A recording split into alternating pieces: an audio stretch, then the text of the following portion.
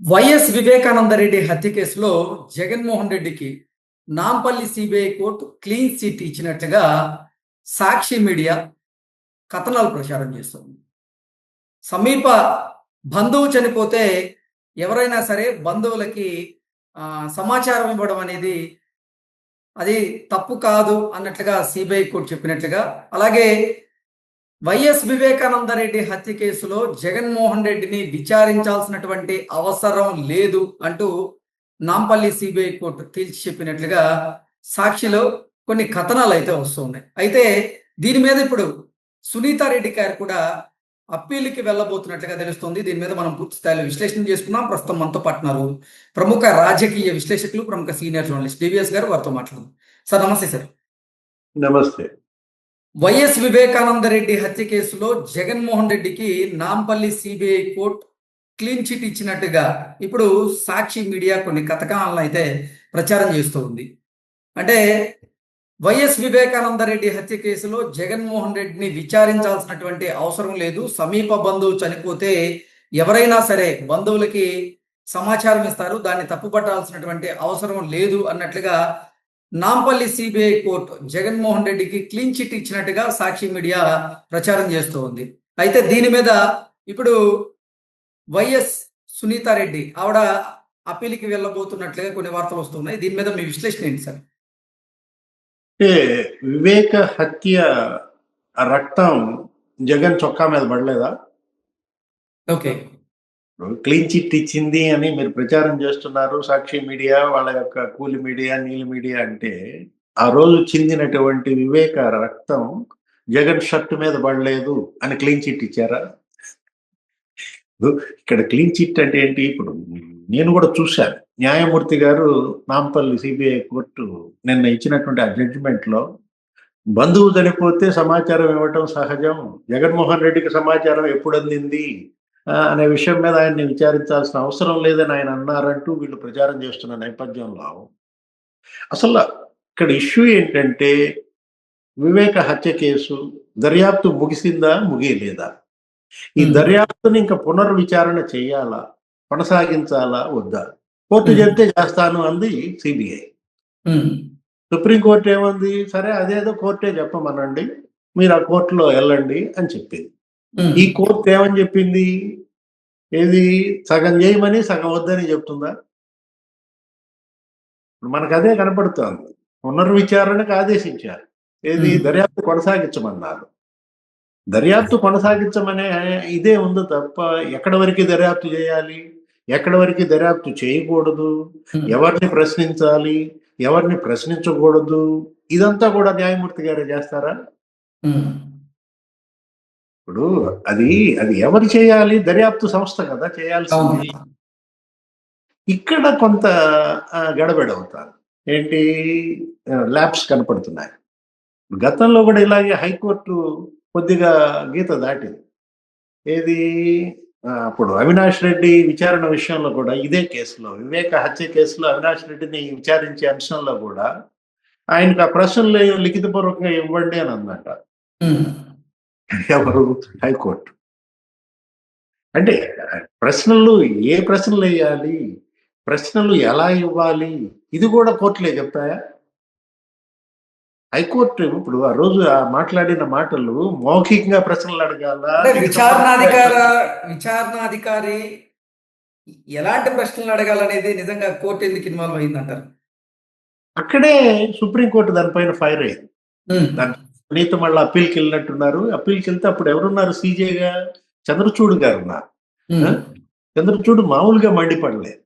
Supreme court chief justice fire అయ్యారు అనమాట AP high court మీద, తెలంగాణ హైకోర్టు మీద. ఏమని? అసలు లిఖితపూర్వక ప్రశ్నలు ఇవ్వండి అని మీరు ఎలా చెప్తారు? ఆ స్వేచ్ఛ దర్యాప్తు సంస్థది. Let the CBI may decide. ఏంటి అసలు ఏ ప్రశ్నలు అడగాలి, ఏ ప్రశ్నలు అడగకూడదు, ఎలా ప్రశ్నించాలి, దర్యాప్తు సంస్థ యొక్క స్వేచ్ఛ. అధికారంలో న్యాయస్థానం ఎలా జోక్యం చేసుకుంటుందని ఎవరన్నారు ఆ మాట? సుప్రీంకోర్టు సీజే అన్నారు. మొన్న హైకోర్టుకు పడ్డ అక్షంతలే ఇప్పుడు ఈ నాంపల్లి కోర్టు కూడా పడతాయా? ఏది ఇప్పుడు మీరు దర్యాప్తు కొనసాగించండి అని చెప్పండి, పునర్విచారణ చేయండి అని చెప్పండి, అంతేగాని వాళ్ళని అడగద్దు వీళ్ళని అడగండి. ఇప్పుడు అర్జున్ రెడ్డి లేకపోతే అతనెవరు ప్రకాష్ రెడ్డి ఆ తండ్రి కొడుకు, లేకపోతే కిరణ్ యాదవ్ అతనెవరు సునీల్ యాదవ్ అన్నదమ్ముడు, వీళ్ళ మధ్య ఆడియో సంభాషణల మీద విచారించమందంట. ఆడియో సంభాషణలు క్లిప్స్ చాలా వైరల్ అయ్యాయి, వీళ్ళయ్యే కాదు కదా. అవినాష్ రెడ్డి ఎవరెవరితో మాట్లాడారు, సునీతే పెద్ద పవర్ పాయింట్ ప్రజెంటేషన్ ఇచ్చింది. ఫలానా నంబర్ వాట్సాప్ కాల్, ఫలానా టైం నుంచి ఫలానా టైం దాకా అతను బిజీగా ఉన్నాడు, ఆ నంబర్ నుంచి ఈ నంబర్కి వెళ్ళాయి, ఈ నంబర్ ఎవరిది, అవినాష్ ఎవరికి ఫోన్ చేసి చెప్పాడు, ఆ టైంలో ఏ టైంలో హత్య జరిగిన సమయం అర్ధరాత్రి 1:30 దగ్గర నుంచి 2:30, 3 దాకా. అంటే అసలు ఇప్పుడు ఒకటి విచారణ కొనసాగించాలా వద్దా, కోర్టు చెప్తే కొనసాగిస్తానంటది సిబిఐ, అంటే బంతిని కోర్టులో దంటది. ఓకే, మరి కోర్టు ఏమంటది, ఆ బంతిని అటు దన్ను ఇటు దండబాకు, ఈ కోర్టులో ఆడు ఆ కోర్టులో ఆడబాకు, ఈ షాట్ కొట్టు ఆ షాట్ కొట్టబాకు, ఈ విధంగా బౌలింగ్ చేయి స్పిన్ బౌలింగ్ వేయబాకు. ఇట్లాగా ఈ విధంగా ఎంపైర్ చేస్తారా క్రికెట్ లో అయినా సరే లేకపోతే ఫుట్బాల్ లో అయినా సరే. ఇది ఇక్కడ ఇవాళ వివాదాస్పదం అవుతారు. దీనిపైన చెలవలు పలవలుగా చర్చలు సాగుతున్నాయి. ఇప్పుడు దీన్ని ఉద్దేశించి వాళ్ళు ఏమంటున్నారు, జగన్మోహన్ రెడ్డికి చూసారా క్లీన్ చిట్ ఇచ్చేశారు, ఆయనకి సంబంధం లేదంటున్నారు. ఇక్కడ అనేక జగన్మోహన్ రెడ్డి క్లీన్ చిట్ ఇచ్చారా? ఇప్పుడు సునీత దీనిపైన అప్పీల్కి వెళ్తుంది అన్న ఏదో నేను చెప్పాను, ఏది ఆమె లాయర్లతో మాట్లాడుతోంది అన్నట్టుగా సమాచారం ఉంది. మళ్ళా సుప్రీంకోర్టు చెప్పాల్సిందేనా? ఇదెక్కడి అంశం నేను అసలు అర్థం కావట్లేదు. ఏది సిబిఐ కోర్టు, తర్వాత హైకోర్టు, దాని తర్వాత ప్రతిదీ సుప్రీంకోర్టు చెబితే తప్ప సిబిఐ అడుగు ముందుకేదా? కింద కోర్టులు తప్పులు సరిదిద్దుకోవా? తప్పుల మీద తప్పులు ఎందుకు చేస్తున్నారు? అసలు వైఎస్ వివేకానంద రెడ్డి హత్య కేసు తేలిద్దా లేదా, అసలు తీర్పు ఏ రకంగా రాబోతుంది అనేది నిజంగా చాలా ఉత్కంఠగా మారింది సార్. అది 6-7 ఏళ్లుగా నడుస్తోంది ఇది. ఏది ఇది 7వ సంవత్సరం హత్య కేసు. అయినా ఏం చేస్తున్నారు, ముడుల మీద ముడులు వేస్తున్నారు, చిక్కుముడులు వేస్తున్నారు, కథల మీద కథలు చెప్తున్నారు. మనం చూసాం మొదటి నుంచి తీసుకున్నట్టయితే అసలు కిరాతకంగా నరికి చంపటం ఏంటి, గుండెపోటు అనడం ఏంటి. గుండెపోటు అని ప్రకటించిన వాడు, మీడియాకు వచ్చి చెప్పినాడు, ఆ విజయసాయి రెడ్డిని అసలు ఇంతవరకు ప్రశ్నించారా, పిలిపించారా?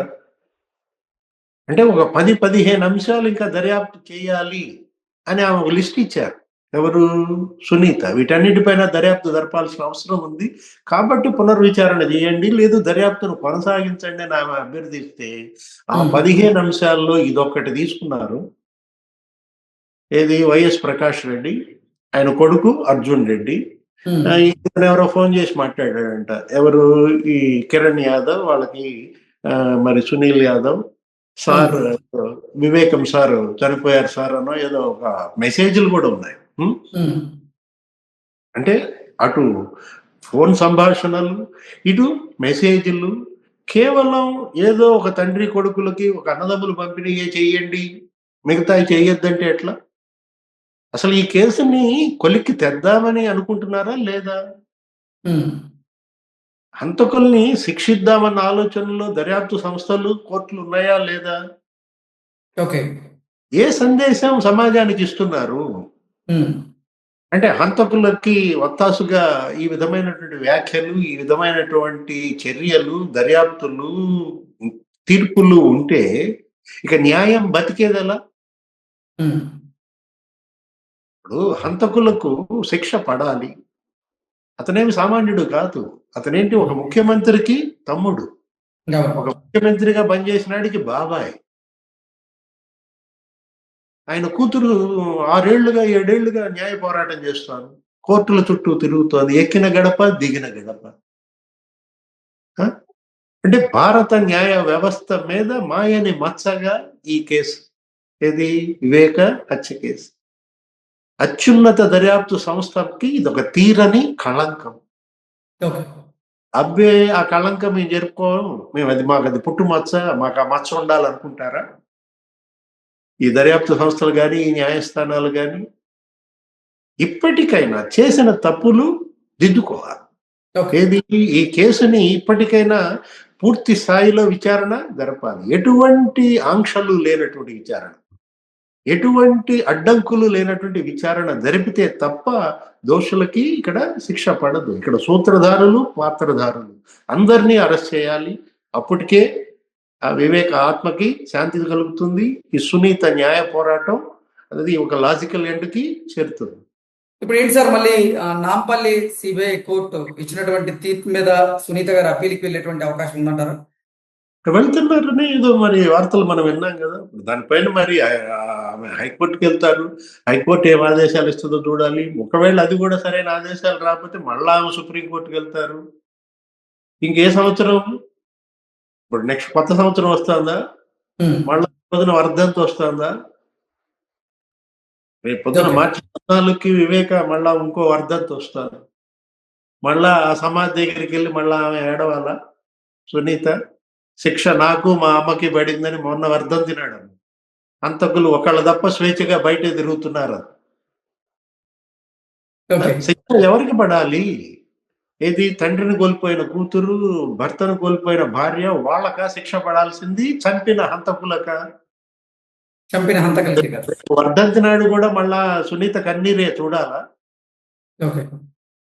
ఇది దురదృష్టకర పరిణామం. ఏది ఈ డ్రాగాన్ చేయడం అనేది, ఈ విధంగా ఏంటి ఇదేదో మోకులేసి లాగుతూ ఎన్నాళ్ళు అలా చేస్తారు కాలక్షేపం. ఇది హంతకులకు గుణపాఠం చెప్పినప్పుడే ఈ కేసు ఒక లాజికల్ ఎండ్కి చేరుతుంది. భారత న్యాయ వ్యవస్థ గర్వంగా తలెత్తుకుని మరి నిలబడుతుంది. Okay sir, thank you so much.